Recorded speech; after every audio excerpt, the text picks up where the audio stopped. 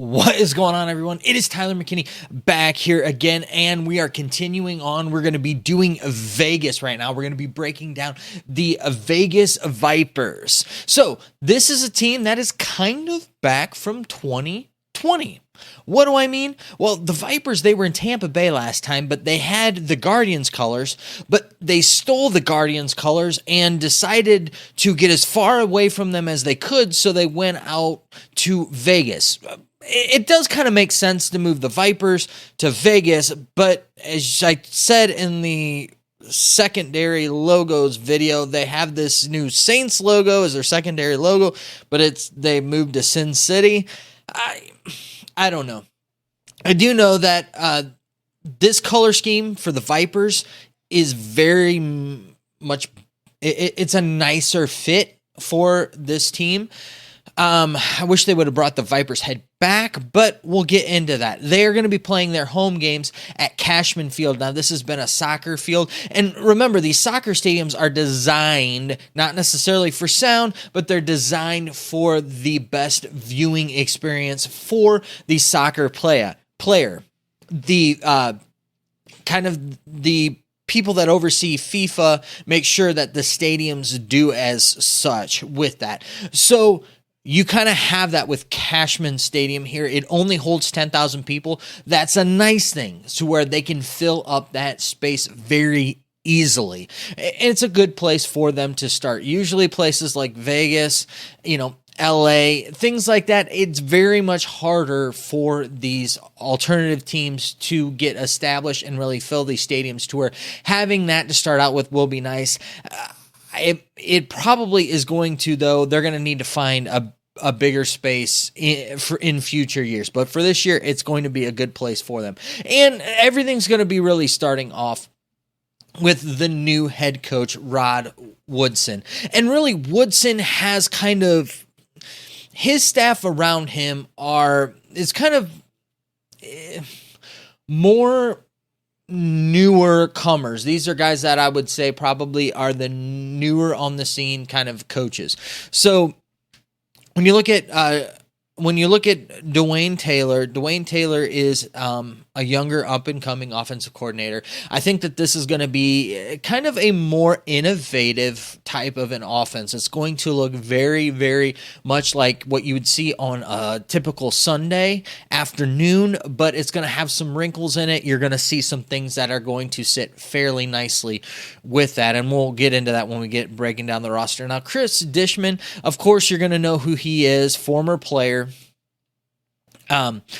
But he has been around a lot of these spring league type of teams. So when you start looking at it, he was the defensive backs. I mean, granted, he's been around a lot of a lot of NFL teams. But when you start looking at it, he was the defensive backs coach for the Guardians. He was New Jersey Generals. He was their defensive coordinator this past year, and now he's moved on and he is with the Vipers. I think that this is a good thing, and this defense is going to be fun to watch. Looking at the roster, it's kind of one of those things to where I think that this team is going to be either really good or they're going to struggle. And it's kind of funny, when I looked at this team, it really did kind of remind me a little bit of that Generals team, where I was kind of like, okay, when I started actually seeing that it's Chris Dishman, and he was actually the defensive coordinator for the Generals, and then attached to the Guardians, and those were the two teams that came up. One, partly because of Luis Perez, and then, I kind of see some of that happening. However, with this roster, I kind of think that this is going to be Brett Hundley's team unless he completely screws things up.